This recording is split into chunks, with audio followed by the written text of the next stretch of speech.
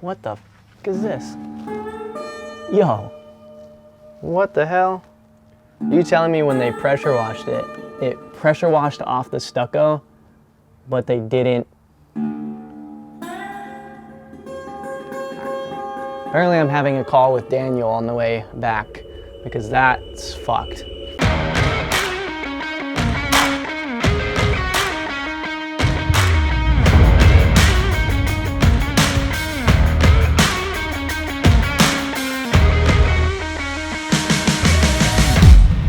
What's going on, allies? We're back at Ivy Avenue doing kind of an update on it. I'll kind of let you know as I walk around what has happened with it. It's been a month and a half or so. The last time we gave you an update was after Ryan Dossey's event. But how much is it for just the two windows? One is $4,671 and the other is $4,133. Oh, so it's $8,000 for the two windows and then $2,000 to fix all the others. Yeah, I mean, there's no way I'm gonna pay $8,000 for those. That's ridiculous. On the way back, and then I think we did a little bit of a walk around, gave you guys updates. So let's go ahead and walk around and give you an update on what's happened, and you can kind of see what it looks like now.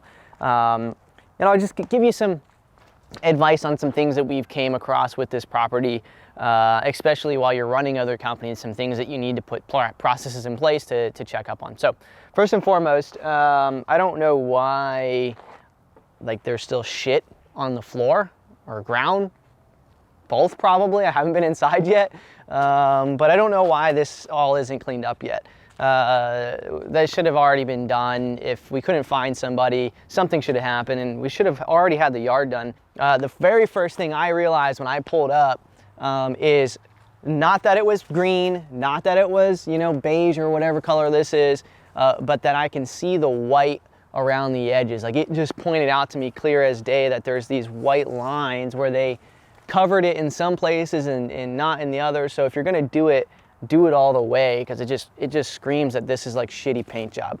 It's those little things like when homeowners come to look at a house, if you see, it's like what I tell the Willing and Relentless group, right? How you do one thing is how you do everything. You can see on this one, it's all the way around, right? The white strip, there's some white here, but it's all the way around. That looks great.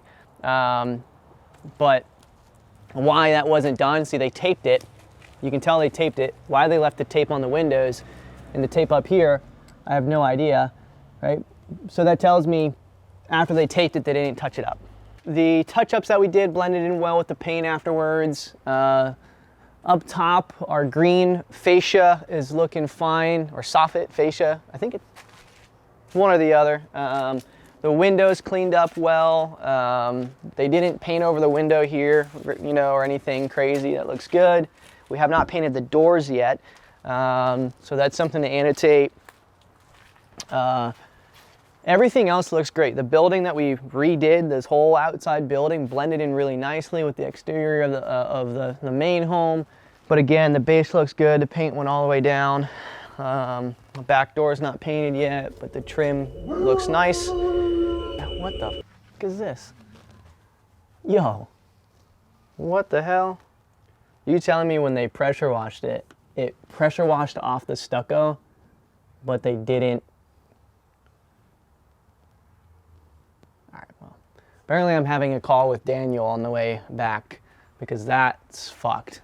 See, I don't give checks unless shit's done right. Like I think to paint this and everything is $7,000 inside and out, so good deal. But like, you're not getting $7,000 from me if you're gonna give me fucking, like, even if everything else was perfect and that was like that, it's worth $0 to me. You'll be really quick, contractors will be really quick to try and get your money, right? And get their 7K or whatever they need right away, but then they'll half-ass you on little things and not like give you the standard you want. But the backyard looks great. For the most part, everything is like chopped out, and yeah, it looked really, really bad. So, I mean, we still need to clean up a little bit more before we list it, but yeah, this was a lot. This back room right here was a huge thing, right? This whole thing was rebuilt from top down. We had to remove all the walls. Because we had already did the roof. If we wouldn't have already done the roof, we would have probably just removed the whole thing. We had already done the roof, and then we found out we needed to replace everything. So we had to prop up this whole back roof here of the addition, redo all the walls, redo all the subfloor. In order to compensate for all that, we installed, we basically made it to where we can get heating and air inside of it. So this will be heated and cooled space, so that we can count out square footage, which actually made it to where, you know, we compensated for what we spent into it, and then we're actually gonna make even more from it now. So that's all good, but we basically ended up spending an extra 20 grand to make that all happen. So that kind of sucks. This is wood rotted right here. So that'll catch on a WDO inspection. So why we would paint that and not just replace that piece of wood, I have no idea. Oh, in the back of the building, we also had the windows that we were gonna spend. It was gonna be 4 grand in order for us to, per window, to do what we were gonna do. And instead we just put in some regular windows in there. And so that was pretty straightforward. So looks like the ceiling's done. We whitewashed that. I don't know what the fuck's going on. Is that tape? That's tape, okay, so we're good there. They're painting the doors. Oops. They're painting the baseboard, but bowing it at the same time. Everything looks good up there, except for up here. It was brushed in right there. And you can tell there's strokes. See the strokes right there? You can see it right here. Whoever trimmed out this door before they sprayed, they did a shitty brush job. Is the stuff you're seeing pretty common? Yeah, it's all common shit. Like the problems? The problems are all common, yeah. Got baseboard in here. It's not like it matters, right? It really doesn't matter the fact that this floor is being painted on. But to me, it's just kind of like, it's still internal to the house, right? So for me, like painting on the floor like this, I would never do it if it was me personally. It just shows, again, how you do one thing is how you do everything, this laziness. What if we decided to do something different with this floor, or I don't know, I get it's concrete and it's not gonna be seen, but that mentality of, oh, it's not gonna be seen, when you see it here, oh, it's not going to be seen, the same thing could apply to how you do electrical. Oh, they're not going to see that, so I'm just going to stuff it in here. Bathroom's looking good. Still haven't got the tubs glazed. These are all things that could have been done while we were waiting on the rest of the stuff to get done. And the rest of the problems that we had. Let's look in here. This was supposed to be framed out and not this door. It looks good in here overall. I mean, we're going to need the base and stuff, but this level of pickiness is fair, right? I mean, it's... Yeah, no, it's fair. I mean, the things that I'm saying on some of these things, like the floor, you know, like painting on here, is it fair for me to be picky about that? I think so, because it's my standard of contractor that I want. If I'm putting trust in you to do things when I'm not around, and then I see things that I know, like my level of integrity wouldn't do, it obviously makes me concerned, like, okay, well, what other stuff do I gotta worry about that were skipped or not done to the highest of standards? This bead line right here, like, why wouldn't we caulk that? It was obviously like that beforehand. Like, why wouldn't we caulk and fill that in? Or why wouldn't we tape this, right? That should have been taped. A contractor's gonna see that, this drip lines right here. See this right here? I don't know if you can see it, but there's texture, right, on this.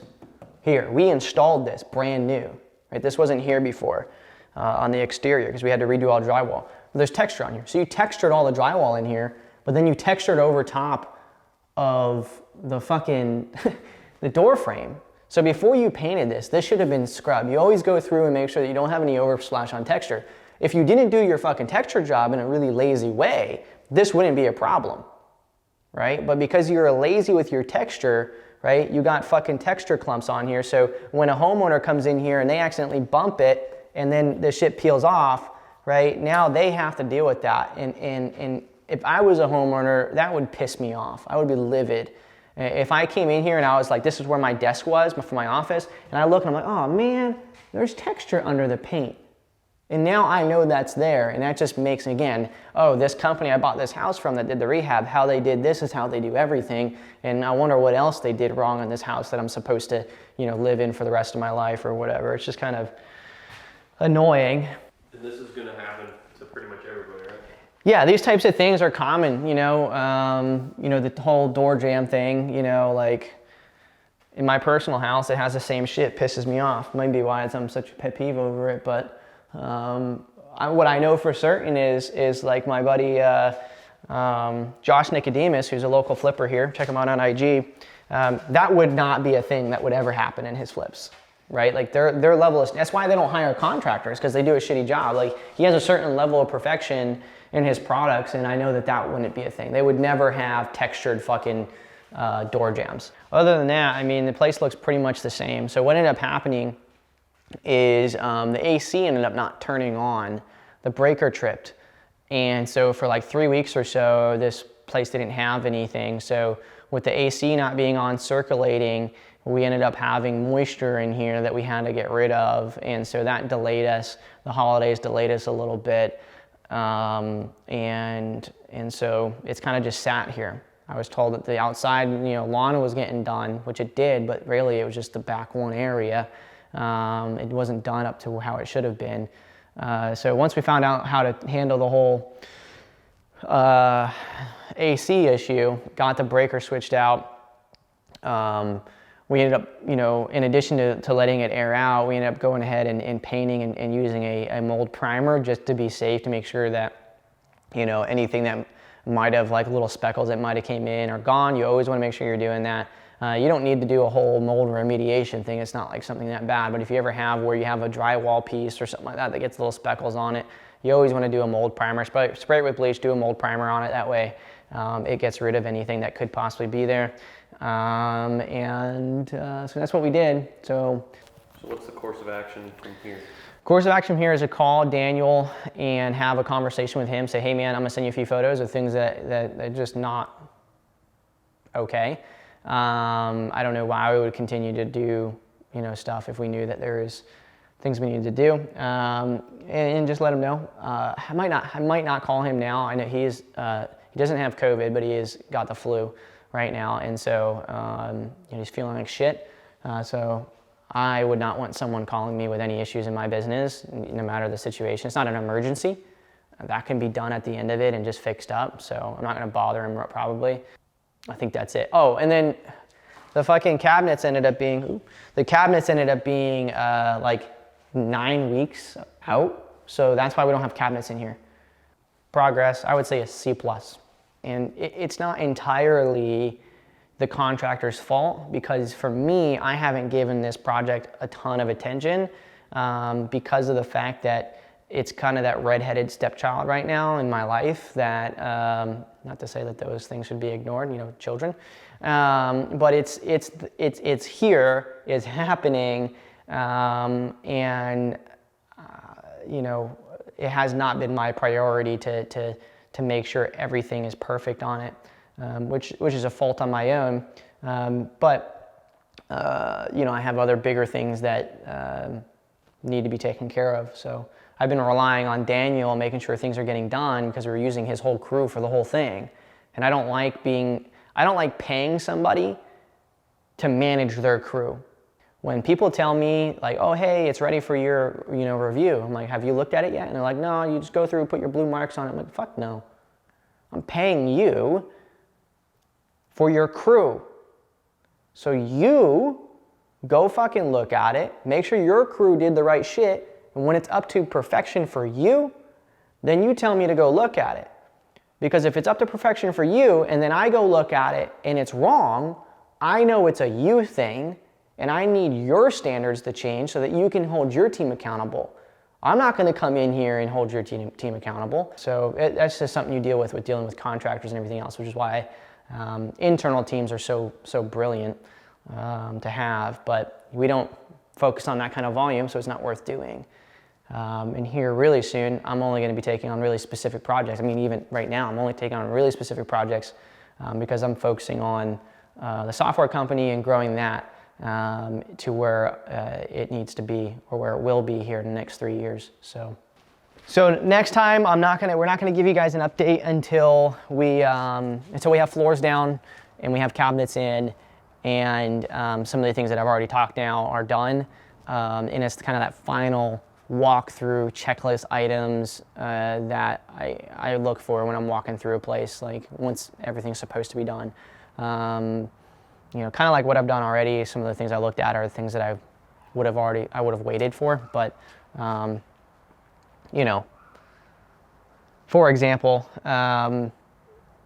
you know, looking at that one wall that had some of that crack in it, you know, that when I'm butting up to the door frame, that probably wouldn't have been something I noticed just now. I probably would have noticed that later.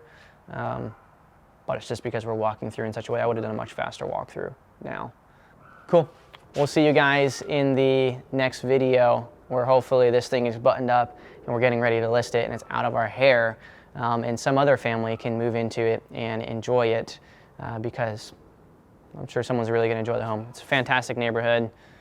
You got nobody that will ever build across from you, and yeah, except for the frickin' neighbor's dog.